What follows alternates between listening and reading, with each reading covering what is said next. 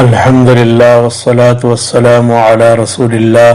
وأشهد أن لا إله إلا الله وحده لا شريك له وأشهد أن محمدا عبده ورسوله۔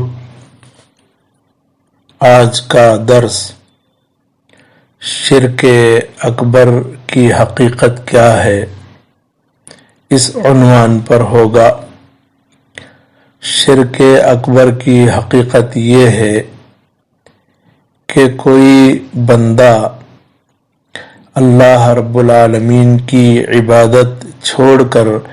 غیر اللہ کی عبادت کرنے لگ جائے، یا عبادات میں سے کسی عبادت کو غیر اللہ کے لیے مختص کر دے۔ جیسے دعا کرنا اللہ کے لیے ہے، اگر کوئی غیر اللہ سے دعا کرے تو یہ شرک اکبر ہے۔ نظر ماننا، خوف کھانا یا جانور کا ذبح کرنا، یہ سب اللہ کے لیے ہے۔ اس کی بجائے اگر کوئی غیر اللہ کے لیے ان کاموں کو انجام دے تو یہ شرک اکبر ہے۔ اور جو آدمی شرک اکبر کا مرتکب ہوتا ہے وہ دائرہ اسلام سے خارج ہو جاتا ہے، مسلمان باقی نہیں رہتا،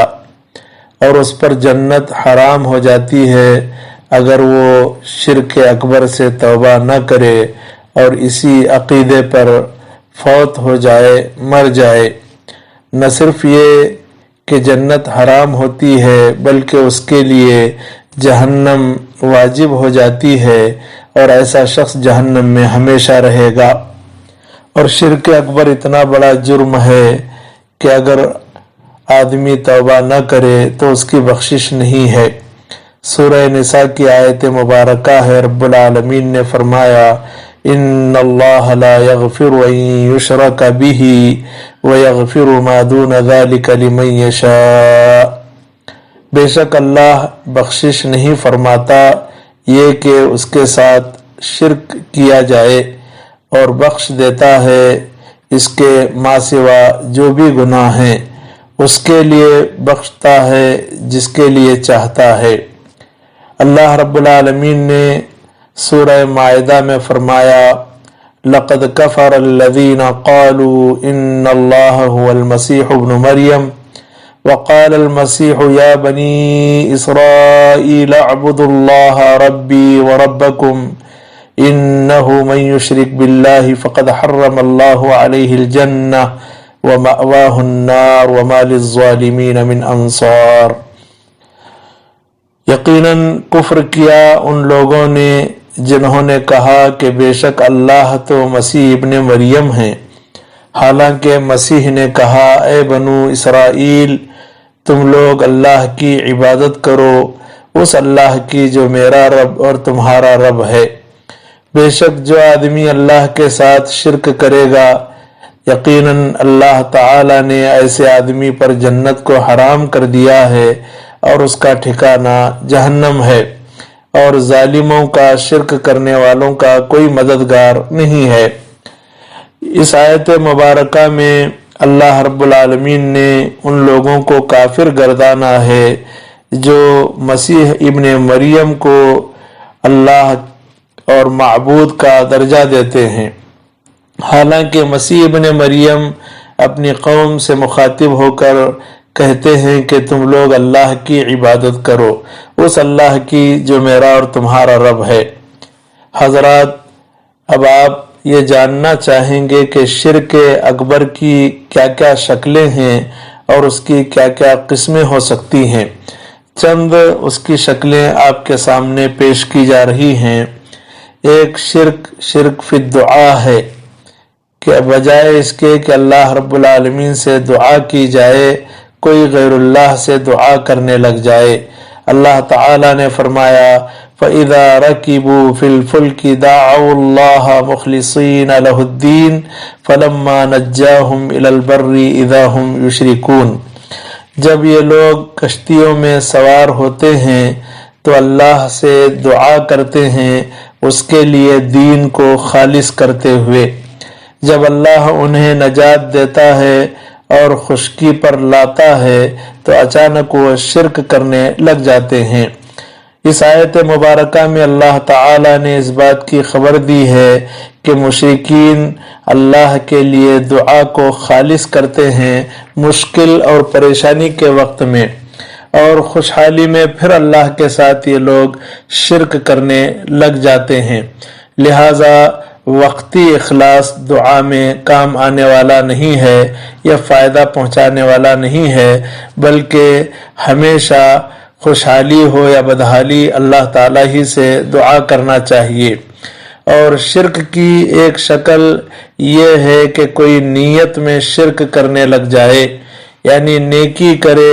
لیکن دل کا ارادہ اللہ کو راضی کرنے کی بجائے غیر اللہ کو راضی کرنا یا غیر اللہ سے تقرب حاصل کرنا ہو۔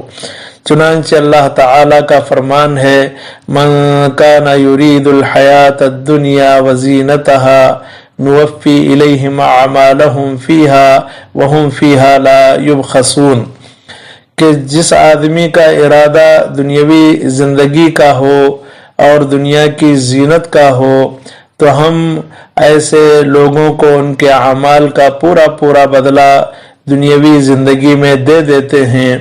اور یہ لوگ اس میں کم نہیں کیے جائیں گے اور اس کے اندر کوئی کمی واقع نہیں ہوگی۔ اور شرک کی شکلوں میں سے ایک شکل یہ ہے کہ کوئی اطاعت بجائے اللہ کی کرنے کے غیر اللہ کی اطاعت کرنے لگ جائے، یا حلال اور حرام کے سلسلے میں غیر اللہ کو مجاز گردانے۔ اللہ تعالی نے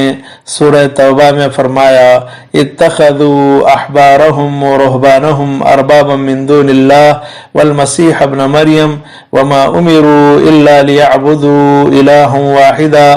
لا اله الا هو سبحانه عما يشركون، کہ لوگوں نے اپنے عالموں کو اور اپنے راہبوں کو رب بنا لیا اللہ کو چھوڑ کر، اور مسیح ابن مریم کو رب بنا لیا، حالانکہ لوگوں کو حکم دیا گیا تھا کہ وہ صرف ایک معبود کی عبادت کریں اللہ کے سوا، حالانکہ ان کا کوئی معبود برحق نہیں ہے، اس کی ذات پاک ہے ان حرکتوں سے جو یہ لوگ شرک کرتے ہیں۔ امام ترمذی رحمہ اللہ نے اپنی سنن میں ایک حدیث عدی بن حاتم رضی اللہ عنہ کے حوالے سے نقل فرمائی ہے کہ عدی بن حاتم رضی اللہ عنہ نے اللہ کے رسول صلی اللہ علیہ وسلم کو یہ آیت مبارکہ پڑھتے ہوئے سنا تو کہنے لگے اے اللہ کے رسول، لوگ تو اپنے عالموں اور راہبوں کی عبادت نہیں کرتے، لیکن یہ بات ضرور ہے کہ جب ان کے عالم ان کے لیے کسی چیز کو حلال کرتے ہیں تو لوگ اس کو حلال سمجھتے ہیں، اور جب ان کے عالم ان کے اوپر کسی چیز کو حرام کرتے ہیں تو لوگ اس کو حرام سمجھنے لگتے ہیں۔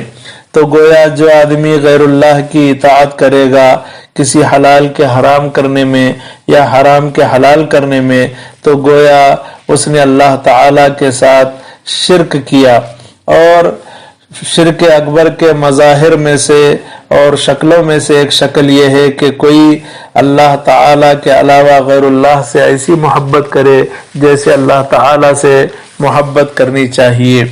چنانچہ اللہ رب العالمین نے فرمایا وَمِنَ النَّاسِ مَن يَتَّخِذُ مِن دُونِ اللَّهِ أَندَادًا يُحِبُّونَهُمْ كَحُبِّ اللَّهِ وَالَّذِينَ آمَنُوا أَشَدُّ حُبًّا لِلَّهِ، لوگوں میں سے بعض ایسے ہیں جو اللہ کو چھوڑ کر ساجوں سے ایسی محبت کرتے ہیں جیسی محبت اللہ سے ہونی چاہیے،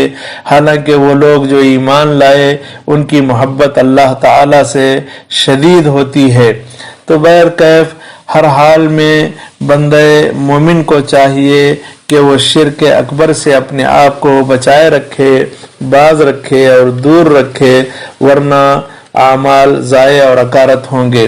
اور صحیح بات یہ ہے کہ توحید والا وہی ہو سکتا ہے جو اپنے آپ کو شرک سے بچائے، اسی لیے قرآن مجید کی بیشتر آیات میں اللہ تعالیٰ نے